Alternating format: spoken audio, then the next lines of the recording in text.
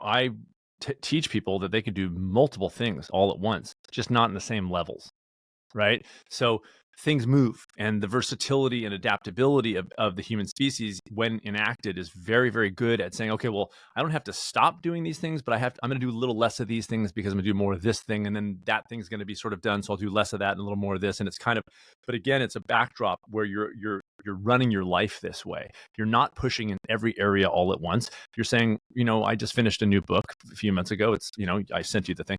So when that was, on a deadline, that took the pole position. And then other things that I do, like I wasn't running as much. I wasn't, you know what I mean? Like there's other things. I'm a singer songwriter, so I had less music at that time. So I was able to say, okay, well, the book is the thing now.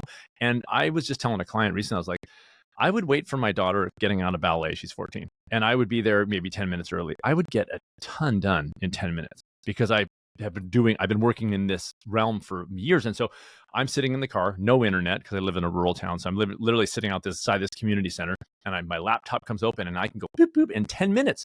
And it's a good amount in 10 minutes when you can actually focus. But see what's happening in the modern world because of all the things you listed, which is all the noise and all the social media.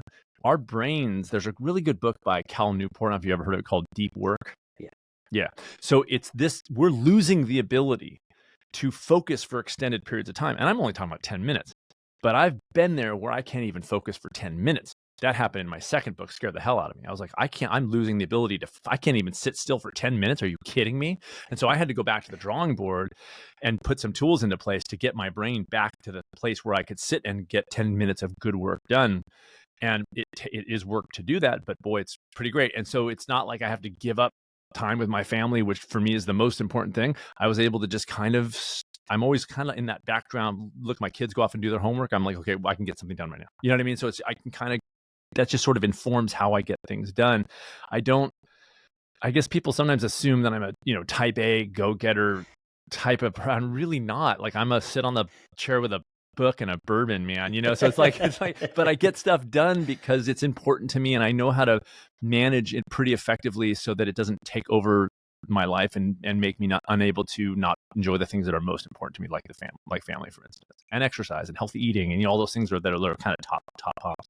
For sure. What were some of the tools that you put into place to help expand your attention or your ability to focus on writing?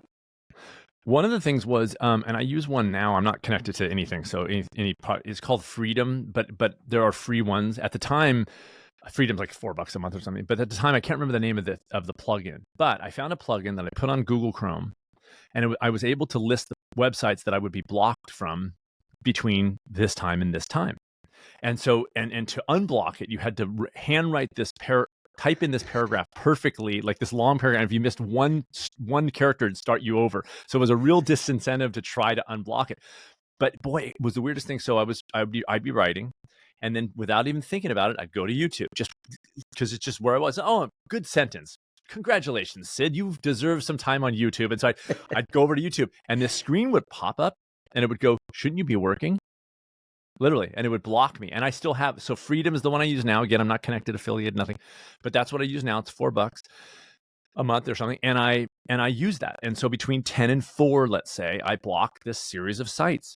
They're not things I even want to go to, but it's just that I know that where the way my brain works is like, all right. And I can hear that little voice that justifies me visiting whatever and news. I quit all social media in 2018. So usually it's like, let me hop on the news as if I need to see exactly what's going on at that moment. It's not that important. But in the moment, it's like a good distraction. So I'm like, okay, especially when I was working on the book, if I had time I run a wellness center at the Stanford Inn. If I had a few minutes to work on the book, I wanted to take that few minutes. I didn't want to go to the news. I knew I didn't want to go, but that didn't stop me from going there. So that app helps me because it just blocks it. It just, oh crap, here we go. And then I go to the book. And it's just something I accept that helps me. And I just do it. I don't know if I'll ever get over it, but it really does help me. I think I'm going to get on. I need that help. I wrote down. So many clients I have go, I don't have the time. But when you look at their day, we are wasting a good amount of time. I mean, and I don't mean hours necessarily, but if you're wasting 45 minutes of your day in whatever moments those are, not all at once, but whatever, and you want to write a book, if you're working on a book a solid 45 minutes per day, you will get a ton done. a ton. So we're standing in line to get a coffee and we're searching the internet or we're on, some social media site. Well, that's a time you could slow breathe. That's a time you could think up ideas for a book. That's a time you could work out something in your head. There's a multitude of things that you could do if you want. If you don't, it's fine. If you need a break, go on social media. I don't give a crap. But if you're in this kind of weight on your shoulders, like I really should be working on my book, boy, start looking at those moments. I'm thinking moments, but start looking for those little moments. Oh, I walked down to the lunchroom and the XYZ. Oh, I could grab 5 minutes there.